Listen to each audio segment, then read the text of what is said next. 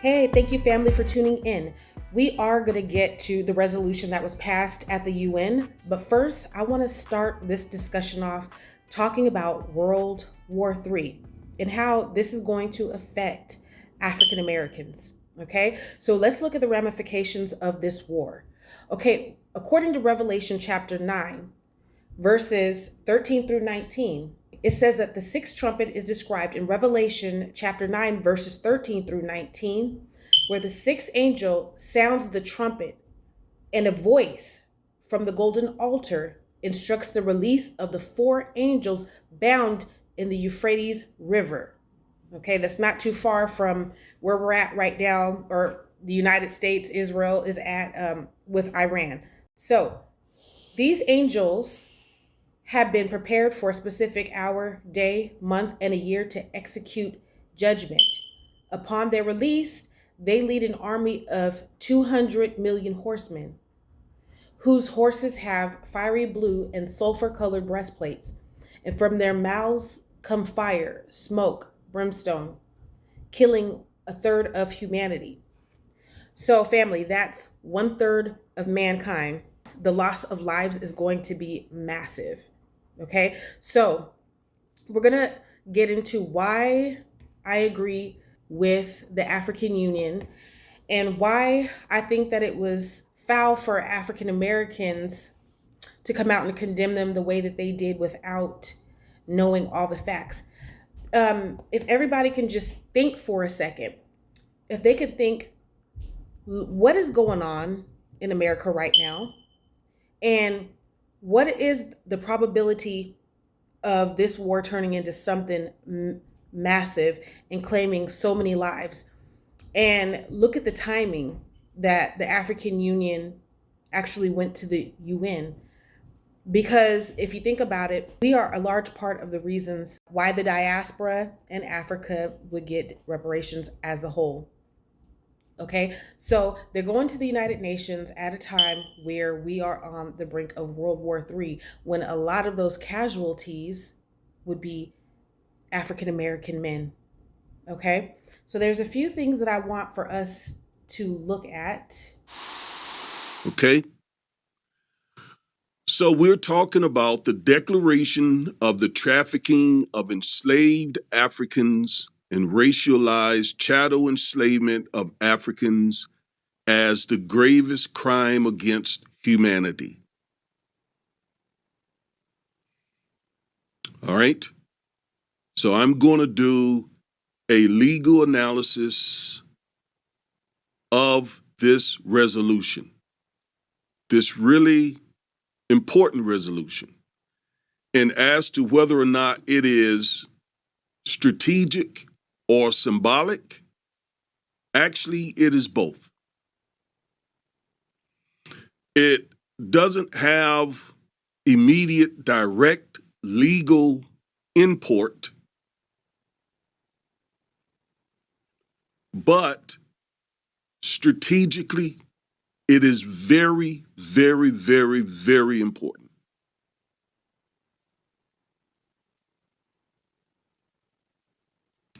It is the first time that the United Nations has acknowledged this, that chattel enslavement, the trafficking of enslaved Africans, is the gravest crime against humanity. All right, so yes, that is wonderful. Thank you. Thank you for finally acknowledging that. But then the question becomes, how do we use it? How do we use it? What is its usefulness to our fight for reparations?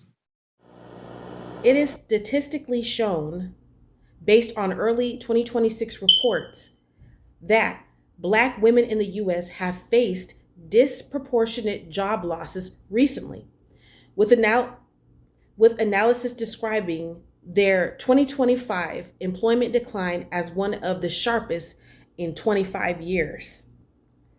You see, it was time, family. And we cannot pick and choose the vessels that the Most High uses, that the Lord uses to bring to pass a change for his children, because this was not going to last forever. America was not going to continue to oppress the children of the slave trade forever. Something had to give, and it was not happening in the United States. We were not successful. With this, I'm going to post a clip from the Defiant Lawyers Network. Again, thank you to everybody from across the world who is tuning in.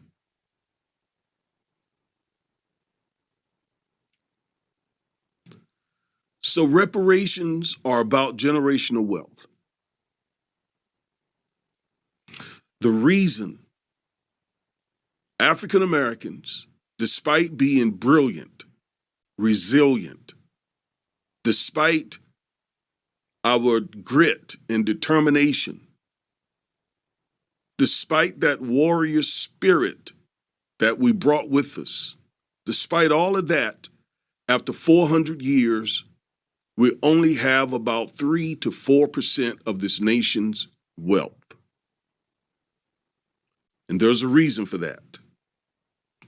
And it is not because, as you would, if you listen to white conservatives and even some of their black sycophants, it is not because we are lazy.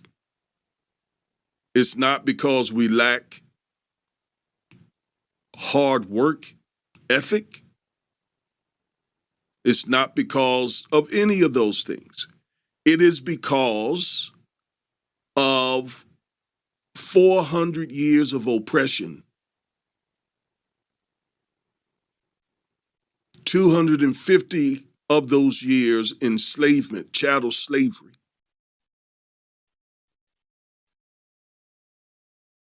Another 100 years of Jim Crow. Okay, so as things heat up, here are some of the issues that the world needs to see. It was 123 countries that voted yes and 52 that stayed silent. Here's some of the issues. It would be best for you to hear it from Black Americans. This is what we are dealing with. Okay, in recent studies, it indicates that Black drivers are consistently stopped and ticketed at disproportionately higher rates than white drivers, with some data suggesting they are 1.5 to over 2 times more likely to experience traffic stops. Okay, discrimination.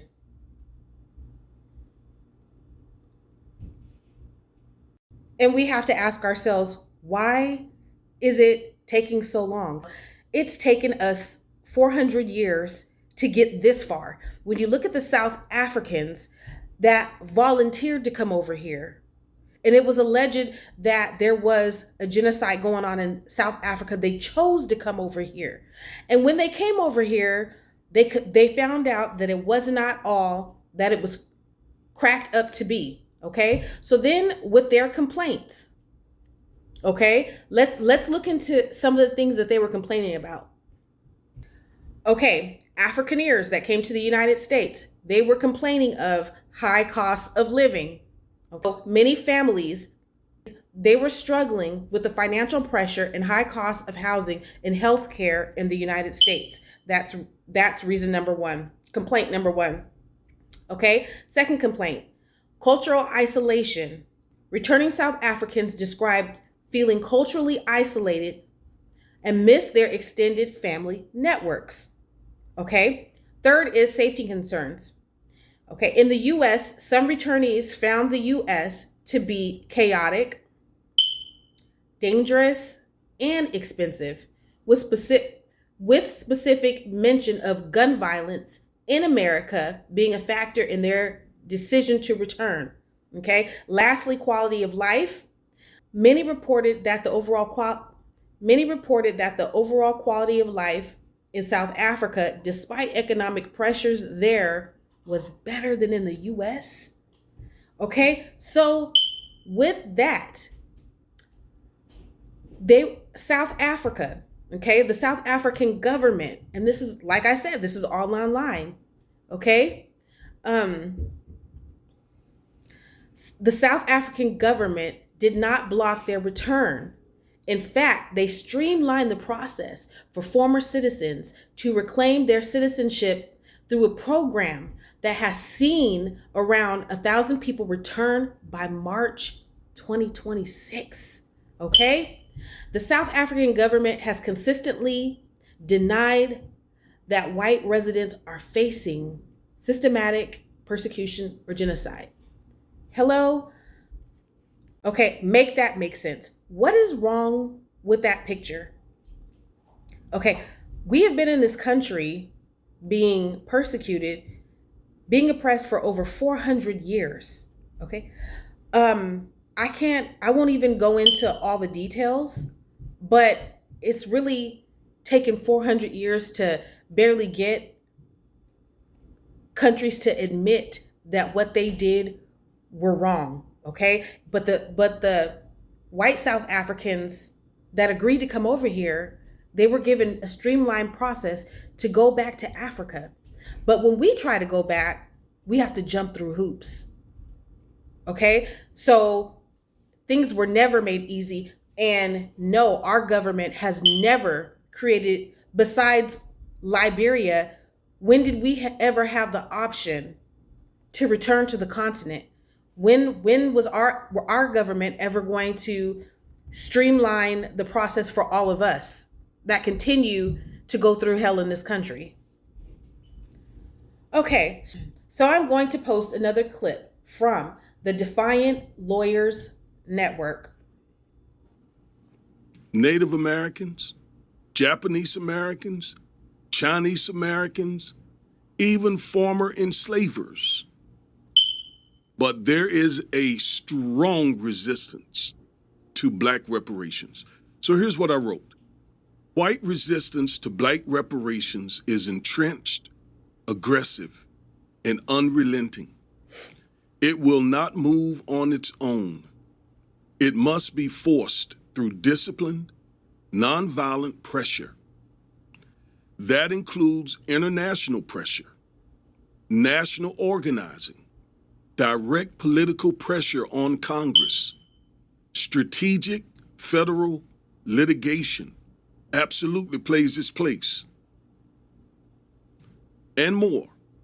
The economic debt is so staggering that it is exceeded only by the moral and spiritual evil that justified it. The debt they owe us is massive. Okay, so those South Africaneers chose to come over here. Every other people group in America are here because they chose to be, beside African Americans. Many of us do not want to be here. Many of us feel like it is not right for us to be here. We are the only people group in America that are forced to be here. All other people groups are here because they chose to be. Okay? And so if you want to look at hypocrisy, the countries that voted no at the UN and those that stayed silent, let's look at France. Okay? France stayed silent. But in France, we're going to look at rape and kidnap. Okay? Rape and kidnap are treated as a severe criminal offense, okay? Punishable by 15 years to life imprisonment, depending on aggravated circumstances. Okay, let's look at the United States. Rape and kidnap. They are considered severe violent felonies with consequences involving lengthy prison sentences, mandatory registration, and massive fines. Okay, how about Argentina? Kidnap. Okay, rape and kidnap is considered a serious criminal offense with heavy penalties involving significant prison time. Okay, and also imprisonment for sexual integrity violations and unlawful deprivation of liberty. Okay? So why the double standards?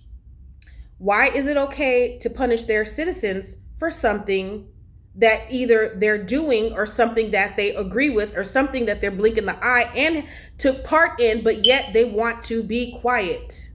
This is unacceptable. So we're going to move forward. We're going to listen to another clip from the Defiant Lawyers Network. Recognizing that the legacies of slavery and the transatlantic slave trade persist today in the form of structural racism, racial inequalities, underdevelopment, marginalization, socioeconomic disparities affecting Africans and people of African descent in all parts of the world. Recognizing that, this resolution goes on to say, unequivocally condemns the trafficking of enslaved Africans and racialized chattel enslavement of African slavery in the transatlantic slave trade as the most inhumane and enduring injustice against humanity. And the world agreed, except for the United States, Argentina, and Israel. Declares the trafficking of enslaved Africans and racialized chattel enslavement of Africans as the gravest crime against humanity. There's that language that everybody caught on to, and it's very important language. But as you see, there's so much more here. There's so much more. Emphasizes the trafficking of enslaved Africans and racialized chattel enslavement of Africans as the gravest crime against humanity by reason of the definitive break in world history, scale, duration, systemic nature, brutality, and enduring consequences that continue to structure the lives of all people through racialized regimes of labor, property, capital.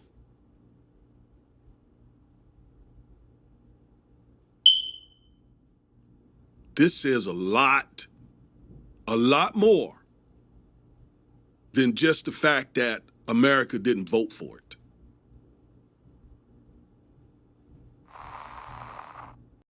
We needed to take this to the UN, okay? We needed that along with every other tool and resource that we have in the United States to rectify this situation and to be repaired for the damages committed against us for the last 400 years. Africa is not trying to steal our reparations. As long as we continue to be divided, then we're not getting anywhere. Okay? So if you are an African American or you're an FBA and you agree with this message and you agree that it's time for us to stand together as a people and work together, give this video a thumbs up. Leave your comments. What do you have to say? Am I wrong in what I'm saying? We are working against a time clock. Okay? We have people that are running our country, and a lot of us do not agree with the policies that are in place. A lot of us do not agree with our children getting sent off to a war to die for a foreign country. Okay? We do not agree for our brothers, our uncles, now that they are raising the age limit of the draft.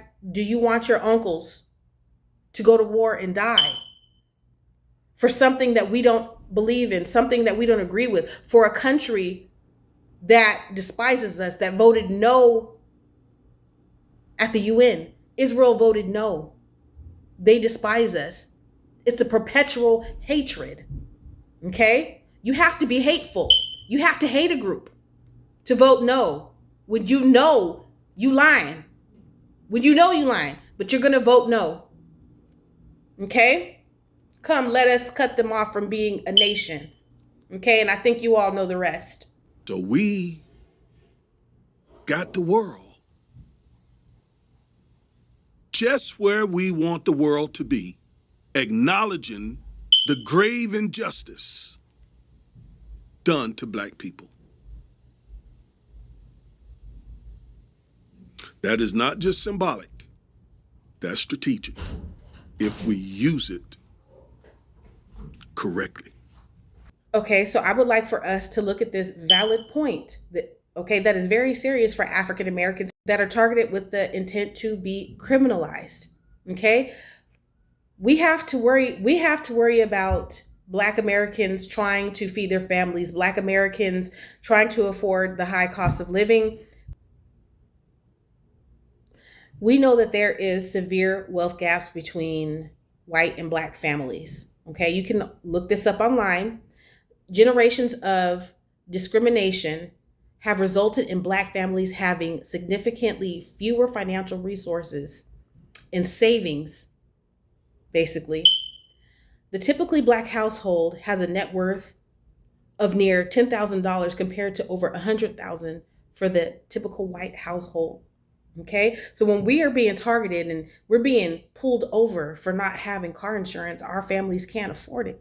Okay, so if we're thinking about all the debt that's accrued from Black Americans and what we're now seeing, okay, so the world can listen, the world can see what is going on, and we all can talk about this, we all can deliberate, okay? Black Americans are increasingly, we're now being sued at a more frequent basis for debt, with lawsuits often twice as high in Black neighborhoods compared to white ones, due to a combination of general wealth gaps, higher rates of medical debt, and aggressive, often predatory debt collection practices. Qualities and lower on average household financial reserves make Black families more vulnerable to financial shocks and subsequent legal action. Slavery is illegal unless a person is incriminated. Okay? So if we become incriminated, then slavery in this country continues. So we just need to put it all out on the table. Are African Americans safe in this country? Okay? So this is something for all of the countries, because we know that the United States wants to be fair. We know that the 52 countries that stay silent, we know that deep down inside, we know that you want to be fair, right? And we are we're grateful for the 123 that said yes. But in reality, in every Black American, African American, FBA, if you agree, is it detrimental for Black Americans to be removed and given their own land or removed out of America because it's a toxic relationship that has not worked for 400 years? Okay? And one of the parties in this relationship never consented to be in this relationship. We never said yes. Okay? So if we're not consenting and we don't want this, then as the United Nations, as all the nations come together and talk about the ramifications and they talk about what should be done, African Americans in the African diaspora, this should be a priority. The safety of a people. Okay? Because as this war is not going to stand still for us. While everybody's while countries are sitting around talking about this, lives are being lost in the Middle East. Okay? So pretty soon there will not really have to be talks. Africa may get a few artifacts. Africa may get money for being colonized. But if there's no African Americans because we may be decimated by war, then hey, this is pretty much just a thing of the past. Okay? So, and I'm sure all these countries don't want that. I'm sure that everybody wants to be fair. So I think that I speak for many of us that it's time to discuss separation. As African Americans were sent to Liberia, that should not have ceased. We should have all been given the option to return, okay? Because this is something that has not worked, is not working, and never will work. Thank you all for listening. This is Free Indeed Talk Africa. Take care.